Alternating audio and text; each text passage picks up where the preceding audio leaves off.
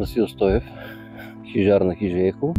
Около хижа Ехо, значи върховете Кавладан, Юмрука, има Параклис, кръгов панорамник, Бръгбежен, много неща, които, нали, хубава гледка, изгреви, залези.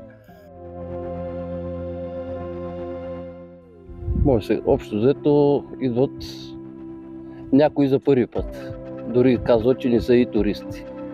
Следят, нали, примерно, решават да гледат някъде нещо писано за хижа Ехо и идват. Но както и в Централен Балкан, доста животни се виждат.